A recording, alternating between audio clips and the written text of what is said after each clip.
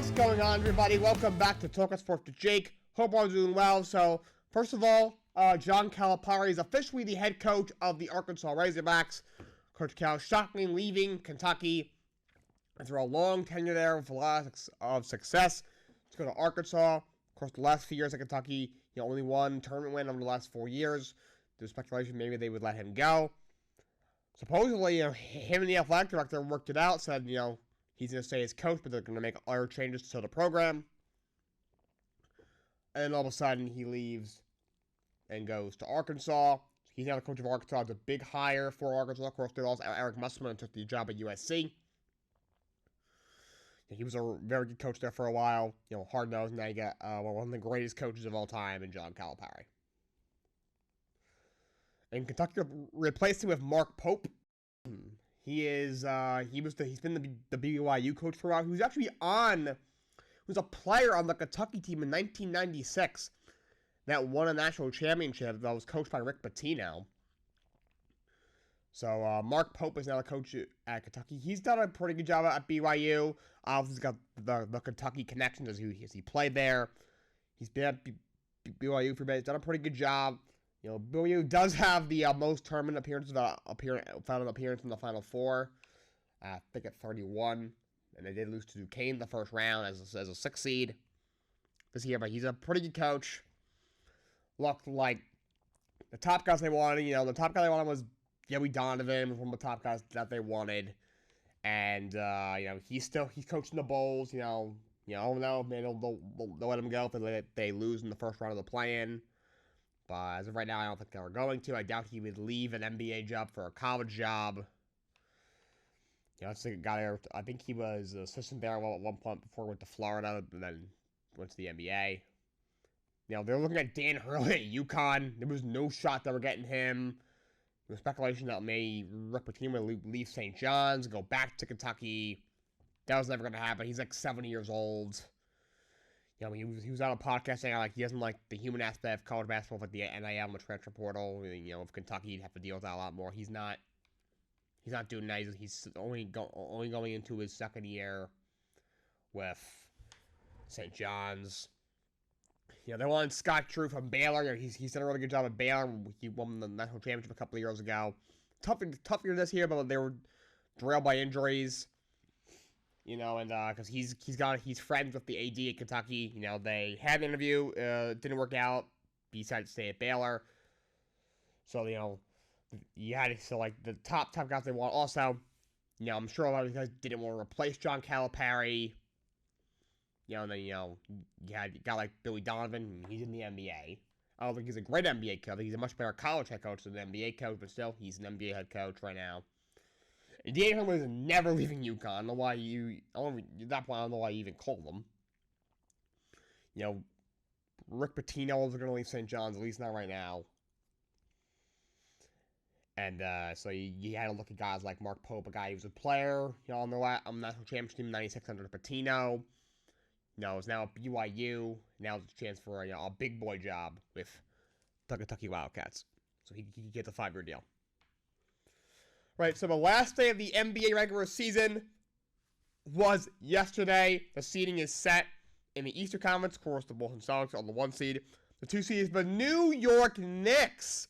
Knicks win their last 5 games, beat the Bulls in overtime, 121-19 yesterday, to grab the 2 seed in the Eastern Conference. Who would have thought? The 3 seed is the Milwaukee Bucks.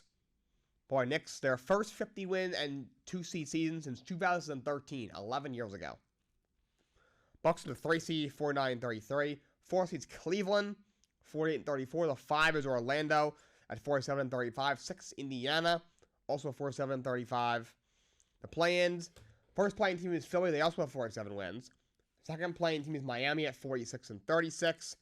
The 9 seed is the Bulls. They're at 39-43. And the 10 seed is the Hawks at 36-46. So the playoffs, Milwaukee's going to host Indiana. Cleveland is going to host Orlando.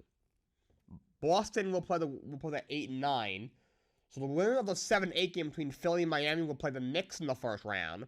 The loser of that will play the winner of Chicago and Atlanta, and the winner of that will play Boston in the first round.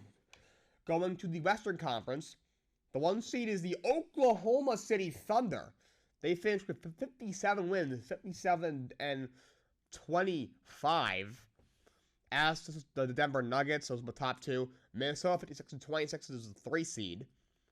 4 seeds, the Clippers at 51 and 31. The 5 is Dallas at 50 and 32. The 6 is Phoenix at 49 and 33. New Orleans loses the last game, drops into the play-in at 49 and 33. The Lakers are the 8 seed, 47 and 35. 9 seed is Sacramento, 46 and 36. And the 10 is Golden State, also at 46 and 36. So, Minnesota will host Phoenix. The Clippers will host Dallas. The winner of New Orleans and the Lakers will play Denver in the first round. And then the loser of that will play the winner of Sacramento and Golden State. And winner of that will play Oklahoma City in the first round. So, playoffs should be very exciting. As a Knicks fan, it's a breath of fresh air. Finally, they are relevant. Finally, they are good. I think they have a chance to go on a deep playoff run here. As for predictions, I'm shooting for Wednesday to do that. I'd like to have a guest on to do that, so nothing set in stone yet. Still working on that, but stay tuned for that. But yeah, that is your NBA playoff picture right now. And by the way, the Suns just extended Grayson Allen 4 years, $70 million. Let's go to the NHL standing. Of course, the regular season is winding down over there as well. All the teams only have between 1 and 3 games remaining. Eastern Conference, in first right now, is the New York Rangers. They have 112 points. That puts them in first place. Actually, the entire league. They're a point ahead of Dallas for the President's Trophy. I don't think that matters. The President's Trophy hasn't gotten past the second round in 10 years. In second right now is Carolina, who's been red hot. We've won 5 in a row and 8 of the last 10. They have 111. So the Rangers are only a point ahead of them, with 1 game remaining. And of course, both teams are in the Metro, so that's the battle for the Metro is on. In third is Boston with 109. Fourth is Florida with 108. Boston's got 2 games remaining. Florida has 1. And Boston's a point ahead of Florida in the Atlantic. In fifth is Toronto with 102. Tampa's in 6th with 96. All those teams have clinched the playoff already. Islanders right now are in the 7th spot with 90 points, have 2 games remaining. Washington's the last team in right now at 87. Detroit also has 87. Both has 2 games left. Washington now has 1 less win, 1 less loss, and 2 more overtime losses than the Red Wings. And you have Philly also with 87, but they have only 1 game left. And then Pittsburgh is a point out with 2 games left. So, Eastern Conference wildcard picture going down to the wire. Islanders should get in because they're 3 points clear with 2 games left. But Detroit, Philly, and Pittsburgh are really battling it out for that last spot. In the Western Conference, Dallas, who already clinched their division, is in first with 111. They have a game left. I think they need a win, or I think if they win, or Vancouver loses one of their last 2, they'll be the 1 seed in the West. And playing phenomenal hockey. The 2 seed is Vancouver with 107. They have clinched a playoff spot. 3 seed is Winnipeg at 106. They've clinched a playoff spot. The 4th spot, they have won 6 in a row. The 4th spot is Colorado with 105. They have a game left. 5th is Edmonton with 102. They actually have 3 games left. They've played the least amount of games of any team in the league. In 6th is Nashville at 99. In 7th is the Kings of 97. Vegas is in 8th with 96. All 8 teams have clinched a playoff spot. Blues are out. And other than that, the Vegas Golden Knights extended Noah Hannafin 8 years, $58.8 million. They do it again. They got a big name player for a first round pick, and they lock him up. He's one of the best defensemen in the game. Going to football, we had a couple of guys get extended. Jacksonville Jaguars extended Josh Allen, their all-pro pass rusher, 5 years, $150 million with $88 million guaranteed. He gets the absolute bag. He's an absolute stud. Of course, they tagged him earlier in the offseason, and then they work out a long-term deal. The Eagles extend Devonta Smith 3 years, $75 million, $51 million guarantee. Yeah, that's kind of a lot to me for him. It's $25 million a year, $50 million guarantee is a lot for a guy who I think is a 2, but he's a good player. Eagles are a pretty old team, trying to lock out as many young pieces as they can. Colts extend DeForest Buckner, their all-pro defensive tackle, 2 years, $46 million. He's kind of grown underrated because of how many good defensive tackles there are in today's game, but he's really, really good. Tara Vanderveer, who was the wings coach in the history of college basketball, has been the coach at Stanford women's college basketball for 38 years. Announced her retirement last week. Shout out to her. Was there for 38 years, won 3 national championships, absolute GOAT, and she retired. Not too much else. In baseball, Trevor Story is out for the season. He has a fracture of his shoulder. That guy's had a lot of arm problems since coming over to Boston. I think because he played shortstop his whole career at Colorado. And his first year, they moved him to second because they had Bogarts. Then the year after, they moved him back to short last year, once Bogarts left and went to San Diego in free agency. Your arm slot completely changes as a second baseman and a shortstop. And second base, you're kind of just, out much shorter throw. You're just kind of like doing that. Shortstop, you're going over the top. It's much longer throw, obviously. I think it's messing with his arm because he had the problem. He had the issue last year. He had to have surgery on his elbow last year, which cost him like half the season. And now you have having shoulder surgery again, which is gonna cost him this whole season. So, great player, but he's had nothing but injuries. His first year, he wasn't great. His first year, he had a down year. His first year in Boston. I don't think his last year in Colorado, was a down year. He had a even bigger down year his first year in Boston. Kind of came along late in the season, kind of like he did his last year in Colorado. Last year, missed a lot. It was good, but only played a little less than half the year. And now this year, he's only, by the third week of the season, season is over. Isaiah Collier from USC, he announced he's playing for the draft. He'll probably be a lottery pick. His MVP draft is not very good. Just so you guys know. Scotty Scheffler, he wins the Masters. His second green jacket at 27 years old. He is the youngest ever of 2 green jackets, the best player in the world. He's been dominant these last 2 years. He's won so much money. He won $3.5 million for winning the Masters this year. He won at least 10, maybe even pushed 20 million last year. How much he won? Absolute stud, the best golfer in the world.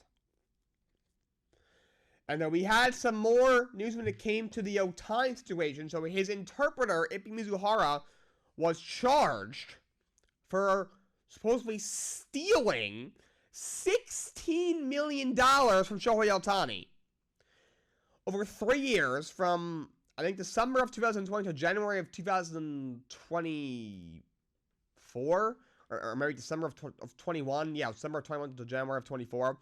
He placed over 19,000 bets. And he stole $60 million from Ohtani. Apparently, because he had access to Ohtani's finances. Apparently, he did so Ohtani wouldn't get notifications when when transactions happened with his bank account. And he stole $16 million from Shohei Ohtani. Okay, a couple of things. How did Ohtani not know? $16 million was missing from his account. $16 million. I know for a guy who just got a $700 million contract, yes, he's not getting $680 million of it for another 10 years. And he's making $2 million a year for the next 10 years, and he'll get the extra $680 the next 10. But the dude's loaded. He made possibly over $100 million from the Angels. He had to make at least $67 million from the Angels. He's making $2 million a year from the Dodgers. He's making many more millions in endorsements. He's obviously just on a $700 million contract. And $60 million is missing.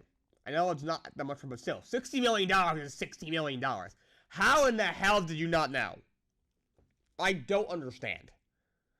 The whole story came out of with the wire transfers had his name on them, and then, apparently Mizuhara, watched Ohtani, make the wire transfers too buoyant, and then Mizuhara tried to backtrack, and Ohtani said, it was stolen from, and people were like, something's not adding up here. I did a whole episode on it. And then this comes out. All right, he did see it from them. $16 million now. We thought it was maybe $1 million, which is bad enough. $16 million. Holy hell. He had to have known. Yeah, he didn't know that $16 million was missing. From what I've heard, Ohtani's very, very private. Like, it's hard for the media to talk to him. His teammates say he's very, very private. He's very, to himself. Also, so Mizuhara is his interpreter and also his best friend. He's been his interpreter since he came to the Angels when he came up from Japan. They've been together basically 24/7 for the last, 5, 6 years, whatever it is. So they became very close. Why are you having your best friend manage your finances? He's your interpreter. He helps you with the interviews because obviously Ohtani, he's Japanese, obviously. He's only been in the States for 5 or 6 years, and then he's, in his late 20s. His English, I'm sure, is completely fine, but, he needs a little help when he does interviews. Why is that guy handling your finances? He's not your business manager. I've heard, someone's business manager, these famous guys who got a lot, guys and gals who have a lot of money handle their finances. I have never heard an interpreter handle your finances. What? That is bizarre. Why would you do that? That makes no sense. I understand I'm his best friend. But still, don't have your best friend handle your finances. Come on. What are we doing here, dude? Come on. Come on, Shohei. You had to have known. If $10 is missing from my bank account, I notice. I'm not like, alright, why is it missing? And if I come to a conclusion, oh yeah, that's right, a couple of days ago I went here and I bought something. If I can't it up, I'm calling the bank. Well, something's not right here. I don't know where the charge is coming from. And this dude lost $16 million. By the way, Ohtani just signed a $700 million contract. I definitely did not sign a $700 million contract. Telling you right now. This is bizarre. Ohtani either knew and he's lying because he doesn't want to get in trouble, or he is the dumbest freaking idiot on the planet. And the most just clueless human being the planet's ever seen. This is bizarre. And like we said, they're going to wait till the investigation with Mizuhara is done. He posted $25,000 bond a few days ago. He's got an arraignment set. Taking a couple of weeks. So they're going to wait till the case is over. So we'll probably won't hear anything for a few weeks. To me, everybody's just trying to push it off. It happened right before opening day. And then they kind of push it. Oh yeah, opening day's coming. Yay! They try to so that can overshadow it. Then this happened. Oh yeah, we're gonna wait. We're gonna wait until the the case is finished, and then we'll investigate further. Obviously he posted the bond, and now he's got his arraignment in a few weeks. So I'm not sure if we're ever gonna find out. And he's clearly just trying to push it off as long as they can, because they don't. I think they're afraid what they'll find, because Ohtani is the face of the league. But you gotta investigate further. You gotta make sure nothing, crazy. Ohtani's doing anything crazy, which I don't think he was. But he either knew about it, or he's the stupidest human on the planet. Alright, that's all I got for you guys today. Until next time, so long, and have a great day.